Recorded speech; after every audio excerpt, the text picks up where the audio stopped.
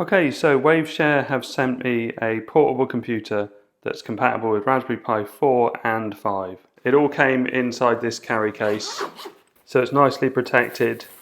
This is the main part that we'll be interested in. We've got a nice full QWERTY keyboard with lots of additional function on each of the buttons. We've also got this joystick control and the sort of Xbox layout with A, B and X, Y, even L and R.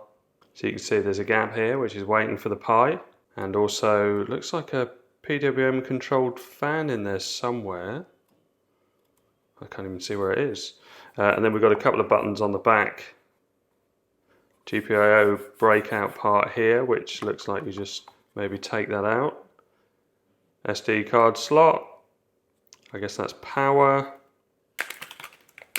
So we've got some plastic bits to enclose whether it's a Pi 4 or a Pi 5. A little micro HDMI adapter to a ribbon cable. And we've also got this USB-C with a connector here. We've got this pretty chunky battery, which is 3.7 volt, 5000 milliamp hour, which would give us more battery life on a Pi 4 because of the lower power, but I'm going to use my Pi 5. Let's have a look at their webpage. So PocketTerm 35, handheld computer designed specifically for Pi 4 and Pi 5, full Linux desktop experience, allowing you to type commands, run development tools or perform daily computing tasks at any time in the terminal. So 3.5 inch 640 by 480 screen, optical bonding, which significantly reduces light reflection, improves outdoor readability and eliminates screen condensation because it fills the air gap. So it's touchscreen, as well as obviously the keyboard which you've already seen, IPS display, built-in UPS power management, supports RetroPie, which is going to be interesting for something like Game Boy or something like that because it's a similar size. Suitable for development, debugging and Internet of Things control. So we've got battery level indicator on the top, USB-C, 3.5mm headphone jack. That'll be interesting with the Pi 5 because the Pi 4 has a headphone jack, the Pi 5 doesn't. Power button, a couple of speakers on the back here. Oh, those buttons are for boot and reset on the back. So that's for the battery, and it shows the battery in situ. We've got a little indicator for caps lock, and these are the different function keys, so that we've got brightness control, sleep, and volume control, and mute. So just press the function and the relevant button. GPIO pin layout, nice close-up of the board inside. The space above the Pi is quite limited. The height of any board must be within 2.5mm above the tallest component on the Raspberry Pi. So you can use M.2, and they recommend this board. So there's a fan and a heatsink, and also a 2242 or a 2230 NVMe board as well, all in a very small space. You can see it there, rather snug on the Pi. You can use this board for the Halo AI accelerator, which is here, or the NVMe. So maybe we don't have a fan in there already, but I was thinking because it had the red, black and blue that it was a PWM controlled fan. So they talk about the battery sizes. Obviously it comes supplied with one, so it's okay on that. And the overall dimensions of everything are listed here in lots of detail. And it looks like you can buy them pre-installed, so Pi 4 2GB model or a Pi 5 1GB model pre-installed. But I've been sent this one because it comes with a battery, accessory kit B. So importantly, doesn't include Raspberry Pi, heatsink or an SD card. Doesn't look like assembly is going to be too difficult, there's not loads of bits on it. So this is the USB-C cable on this very long cable, and this is for video. So I don't see any HDMI output, so it doesn't look like there's provision to plug in an HDMI monitor. There's a little tiny button to protrude for the power. Oh, and even though it looks like it's using the HDMI out, you still need to make some changes to the display. So this is in config.txt. We'll cover the software bit when we've got it all built up. So the screws need to come out first of all. And it says it lifts upwards from the base. Yeah, that comes off easy. Oh, it's the speakers. I was thinking that was the fan. And actually there's 4 cables, not 3.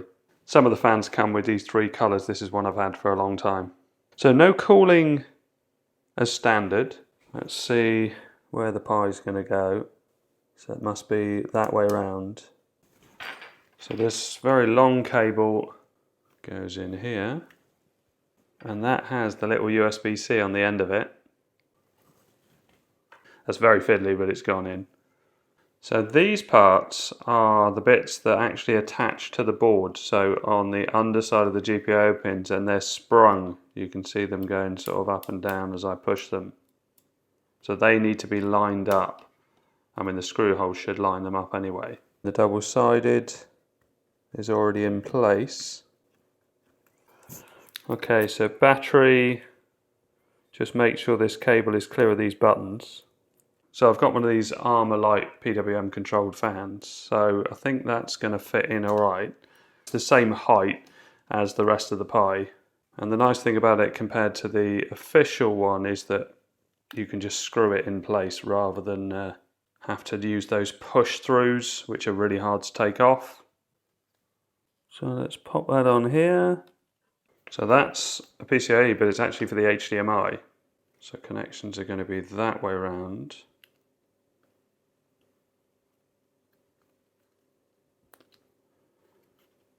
Yeah, that feels alright. HDMI is actually that way around, so it can only plug into this one.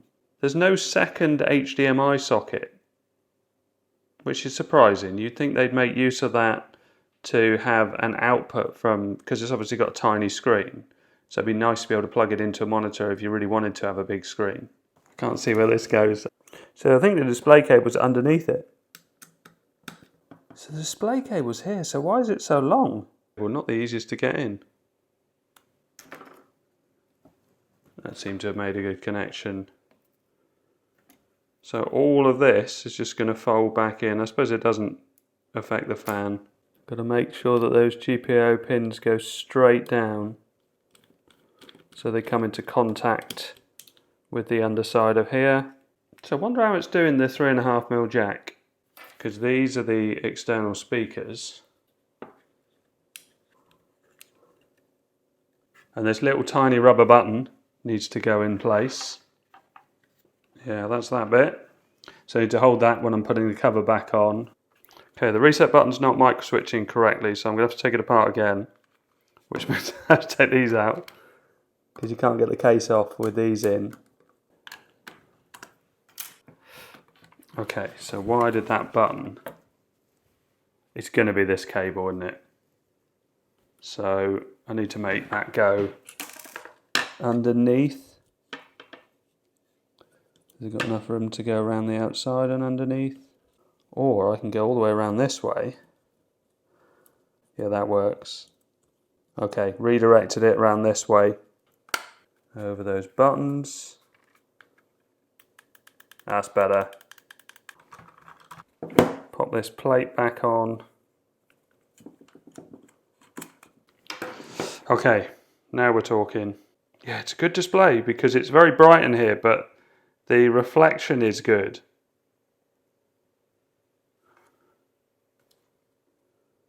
And the viewing angles as well.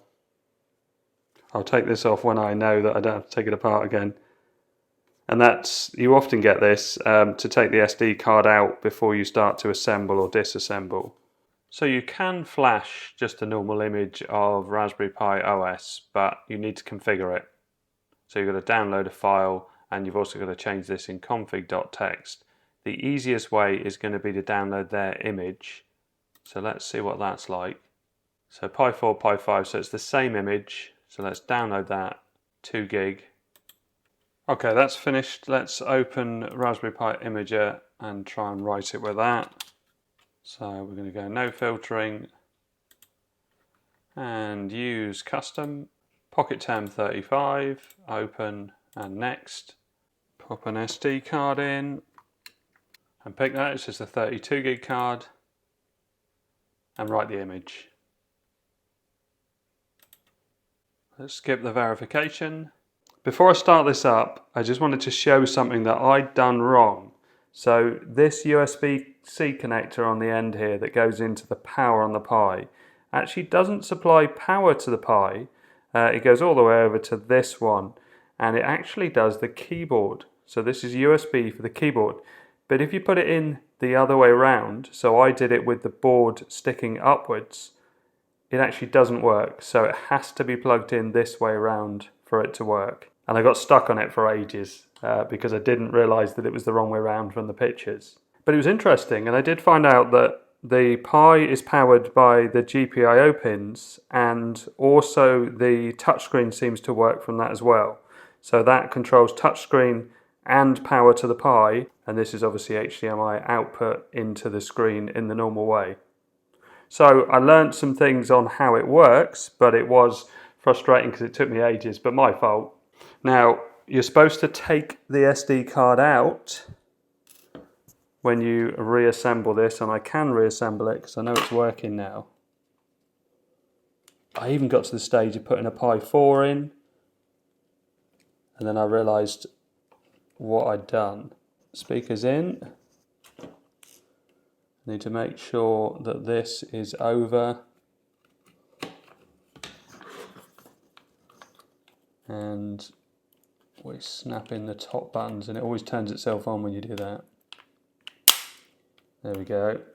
And with the SD card, just make sure that you put it in to the metal slot, because it's very easy to drop it inside the machine and then you have to take it apart to get it out again. So if I press the power button on the top, it should start to boot in the normal way. I've plugged in a charger because I was messing about for ages and the battery's a bit low, and you can see that the lights flash to show that it's charging. And a good test to know if your keyboard is going to work is to press the caps button and the caps lock comes on. So I know the keyboard is supported. If that doesn't happen, then it's probably not going to work. So if I press the CMD key, that's like a Windows key, and if we start typing text, you can see that comes up, hit enter, and that launches fine. I would pick it up and use it if I was going to type a lot. So if I put in Lee PSP video, seems to be good on the amount of symbols and things that you've got on here, because people will use this for Linux. Most of the things like // // and things like that seem to have a place on the keyboard, which is nice. And obviously having these select, start, up, down, left, right, A, B, X, Y definitely lends itself to RetroPie, which is what I'm going to show next. So if I close this, so don't save, you can see the touchscreen works very well with it. I've used Raspberry Pi Imager to write my version of RetroPie to an SD card. So it's this one here, and it contains PS2, GameCube, Wii, and all sorts of other systems, and it's all set up for Raspberry Pi 5, but not quite set up for this little screen. So all we have to do, because I've already written the image, is mount the boot partition. So this is the SD card I've written RetroPie to. And in config.txt, you need to add these 4 lines. You obviously don't need both the 4B and the 5B if you're going to use it just for one system, but it doesn't seem to affect anything. And you download this link. If we go to Files and Downloads, so it looks like this, and if you unpack it, you got 3 files, and just copy the one for your Pi. Interesting, they don't talk about the Pi 3B in the documentation, or not the stuff that I read, but obviously there's a file. So it may well be compatible with the Pi 3B Plus as well. But I just copied the 5B one into overlays. So you can see it's here. And that's it. That image is ready, but I need to put some ROMs on here as well. So what I'm going to do is shut that down. This is the root partition. So this is where I need to put the RetroPie ROMs. And it's in Home, RetroPie, and RetroPie, and ROMs. And I've got Game Boy Advance and I've got Game Boy Color. I thought that'd be quite a nice system to show on this little screen. But it would work with PS2, but a lot of PS2's games don't really lend themselves to a 3.5-inch screen. So if I go to my network, so let's go with Pitfall, Kuro Kurunin, and Pac-Man. So let's copy those and pop them in the Game Boy Advance folder on my RetroPie SD card, and I'll do the same for Game Boy Color. Let's go with Micromaniacs. So Game Boy Color, and paste that in. So this is RetroPie for the first time, so it wants you to set up with a controller. So press and hold a button and it will let you configure it. So up, down, left, right, start, select, A, B, X and Y. Then we've got left shoulder and right shoulder. Now all the rest of them we don't need because we've only got this amount of buttons, apart from the hotkeys. So I'm going to press and hold an already configured key, which is A, and you can see it saying not defined every time. This display looks really good, it's really crisp.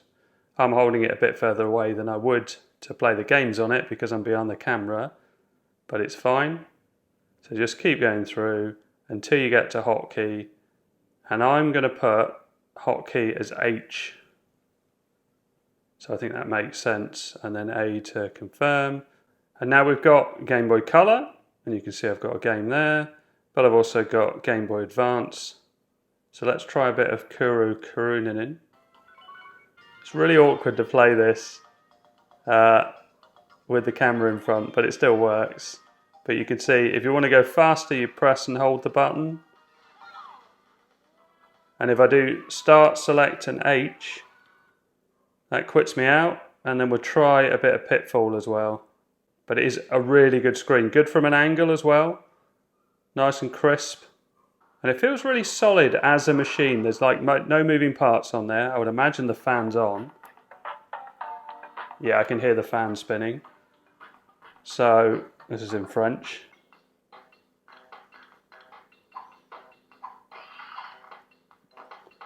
Yeah, that's definitely working fine.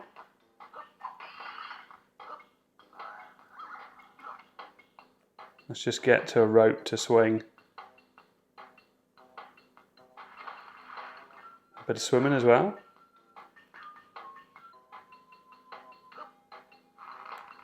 There we go, nice. So again, select, start and H quits me out. And if I press the start button, I can even quit out to a desktop environment on this build. So quit emulation station. And then if we type in start X and hit enter, that launches to the desktop, and then you can use the web browser and all sorts of things like that. In the case of this, if I want to just shut down, hit enter. Excellent. And if you press twice on that button, I've worked out, it turns itself off. So it's not using any battery power.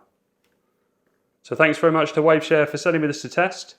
Very impressed. Hope all this helps. Please like and subscribe.